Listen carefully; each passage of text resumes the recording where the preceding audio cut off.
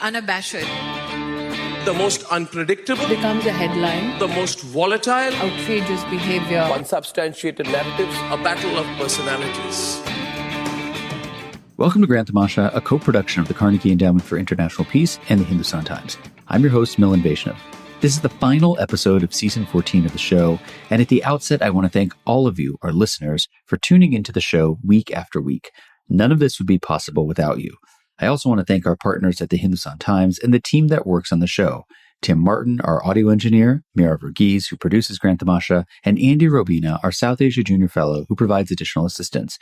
Each December, I look back at the conversations we've hosted on Grand Tamasha during the course of the year and select a handful of books that stayed with me long after our recordings have wrapped. This year's selection spanned biography, history, and political economy, but they share a common thread. Each book offers a bold reinterpretation of India at a moment of profound political and social churn. Now, it's always hard to select just a few books out of all of the books we featured this year, but here are, in no particular order, my 3 favorite books of the year. I want to start by highlighting A Sixth of Humanity, Independent India's Development Odyssey by Devesh Kapoor and Arvind Subramaniam. It was published by HarperCollins India. I want to say upfront, many of our listeners will know I am not particularly impartial about this pick. I've known Devesh and Arvind for many years. I consider them close friends and mentors. I've regularly co-authored and continue to co-author with Devesh Kapoor, one of the authors of this magnificent book. Having said all of that, I can say without any hesitation that this is a landmark piece of work.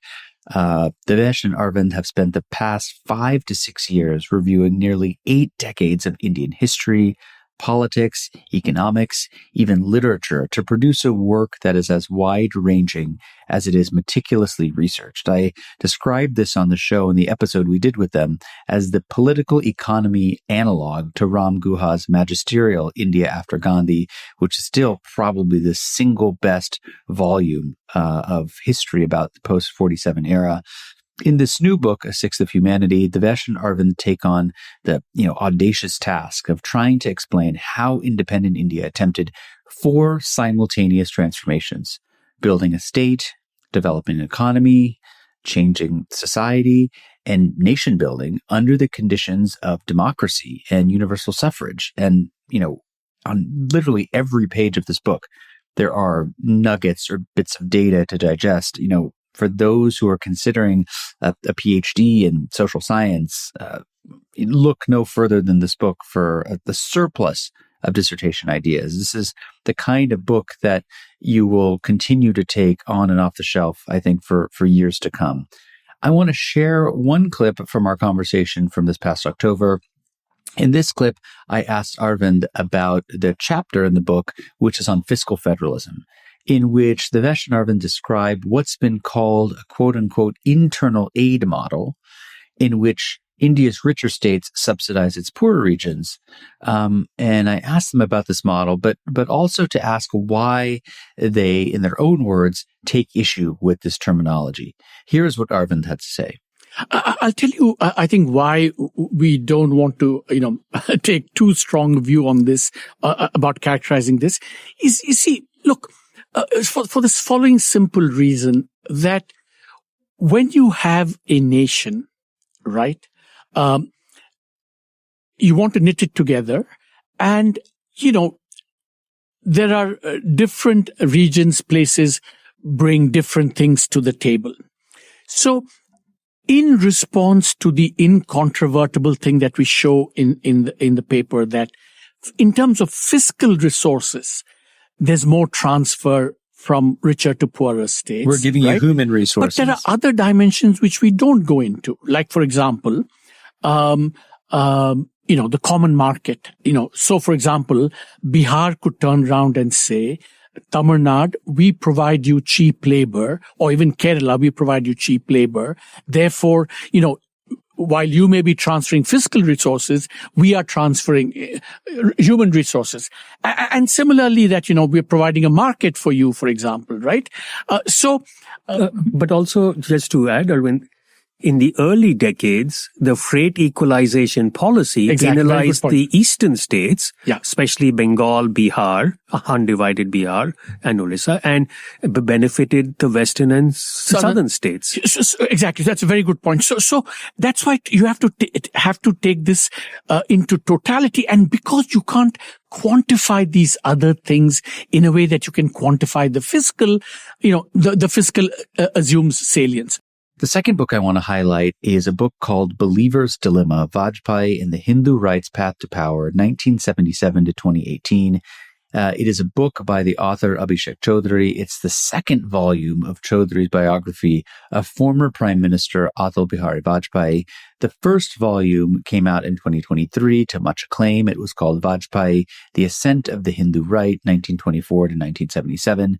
If you take these two books together, they tell the story of one of India's most enigmatic political leaders. He traces his journey from his early life in the state of Uttar Pradesh to his ascent to the highest office in the land through meticulous research, extremely graphic, textured storytelling. Chaudhary illuminates Vajpayee's ideological convictions, his extremely complex partnerships, and the discrete choices that he took that really shaped the BJP, the Hindu Nationalist Party that he co-founded. The book provides an honest, sometimes unsparing look at Vajpayee and his many colors and contradictions. And I think for anybody out there who wants to understand how the BJP's kind of electoral machine of today got its start and eventually found its footing, these are two books worth consulting. I wasn't able to speak with Abhishek after the publication of Volume 1, but I did get a chance to interview him for the second volume. And in this clip I want to play for you, I ask Abhishek about the very complex relationship between Vajpayee and his long-term partner, fellow BJP leader L.K. Advani. These are two men who are arguably the most responsible for first the emergence and then the sustained success of the BJP. Here's what Abhishek had to say. I was recently asked how I would sum it up in one word, and I said I would say brotherhood. But let me give a longer answer. Yes, I do think there was rivalry between them. Yes, they wounded each other on some occasions.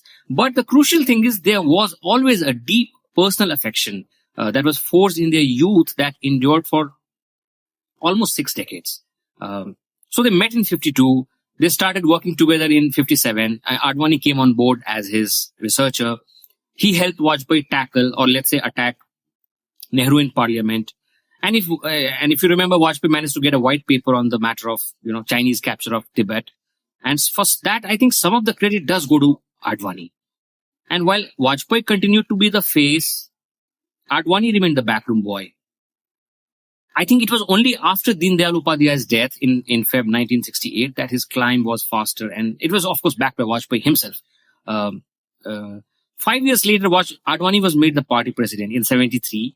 And then they were together in jail during emergency for a few weeks. And all through emergency, Vajpayee was in touch with Advani through letters.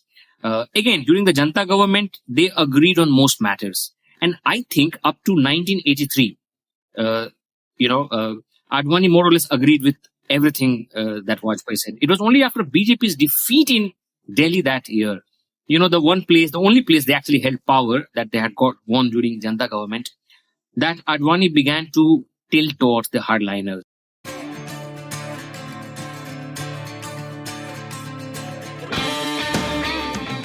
Hey, Grand Tamasha listeners. Thanks for listening to the podcast. Putting this show together each week is a labor of love, but it takes a lot of work to put out a great show every week.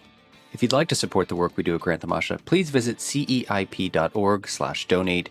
Don't forget to subscribe to us on Apple Podcasts, Google Podcasts, Spotify, or on your favorite podcasting platform, so you'll be the first to know when a new episode rolls out. And the third and final book I want to highlight is called Shattered Lands, 5 Partitions and the Making of Modern Asia. It's by the author Sam Dalrymple. Sam is a historian and award-winning filmmaker. He grew up in Delhi. He graduated from Oxford as both a Persian and a Sanskrit scholar. He just so happens to be the son of the legendary historian William Dalrymple, who himself made an appearance on Grand Tamasha earlier this year. But I really thought Sam's book was quite special. There have been countless books written about the 1947 partition of the Indian subcontinent. But Sam's book covers territory that, I think even the most seasoned or veteran historian would find daunting. He tells the tale not of one, but 5 partitions that unspooled across the subcontinent in the 20th century. So in addition to the familiar story of India and Pakistan, he exquisitely captures the carving out of Britain's Gulf outposts, the forgotten separation of Burma, the unification of India's princely states, and the 1971 independence of Bangladesh. This is a sprawling, colorful, and very readable history that reveals how the borders we take for granted were really forged in moments of improvisation, of conflict, of chance. And I think it holds lessons with real resonance for a region still wrestling with the legacies of empire. In this clip I'm going to play for you, I asked Sam what messages he wants readers to take away from the book. Here's what he had to say. I think that the key message in some sense is how contingent all these national borders really are, how utterly random they are. I think you need to look no further than Northeast India, which is largely Tibeto-Burman speaking. They speak languages closely related to Burmese languages. Today, Northeast India is an appendage to the rest of India, connected only by a small section known as the Chicken's Neck. And places like Tripura that were once closely economically tied with South Asia's largest port at Chittagong suddenly became completely cut off from the global economy and, turned into this utter backwater with a kind of fully collapsed economy. None of the borders that we now see were in any way inevitable. And when we see South Asia constantly at war with itself, persecuting minorities, sponsoring attacks over borders to each other's neighbors. It's important to remember how within our grandparents' lifetimes, within the lifetimes of people who are still around today, none of these borders existed, and none of these groups were considered minorities. So those are our 3 favorite books of the year. A Sixth of Humanity, Independent India's Development Odyssey by Devesh Kapoor and Arvind Subramaniam, Believer's Dilemma, Vajpayee and the Hindu Right's Path to Power, 1977 to 2018 by the author Abhishek Chaudhary, and finally Shattered Lands, 5 Partitions and the Making of Modern Asia by Sam Dalrymple. All 3 of these books showcase the range of scholarship animating debates on India and South Asia today. I think if they share one thing in common, it's that they remind us that the region's past remains contested, its present deeply complex, and its future still uncertain. And I'm pretty sure that you will find these conversations as stimulating and as inspiring as I did. This is the final episode of our 14th season. We are going to take a little break, as we do every year, to recharge our batteries over the winter holidays. We will be back in mid-January with the 15th season of Grand Tamasha. One final note here for our listeners is some of you consider your year-end charitable giving. I hope you'll choose to support Grand Tamasha. This season, you might have noticed that we've expanded into video, allowing listeners to watch some of our full-length conversations on YouTube. Listener contributions sustain the costs of our production, of our research, distribution, particularly as we get more and more into video. The podcast receives no external funding beyond what our audience generously provides, and contributions from US-based supporters are fully tax deductible. We would be very grateful for whatever support you can offer. If you're interested, please visit donate.carnegieendowment.org for more information on how you can give. On behalf of the entire team, myself, Tim, Mira, Andy, and our colleagues at the Hindustan Times, we hope that you have a wonderful holidays. Thanks for listening to the show, and see you in the new year. Grand Tamasha is a co-production of the Carnegie Endowment for International Peace and the Hindustan Times. This podcast is an HT Smartcast original and is available on htsmartcast.com. You can also find us on Apple Podcasts, Spotify, or wherever you get your podcasts. Don't forget to rate and review. It helps others find the show more easily. For more information about the show, to support the work we do on Grand Tamasha, and to find the writing we mentioned on this week's episode, visit our website, grandtamasha.com. Tim Martin is our audio engineer, Mira Verghese is our executive producer. Additional assistance is provided by Andy Robina. Thanks for listening, and see you next week. This was a Hindustan Times production brought to you by HT Smartcast. HT Smartcast.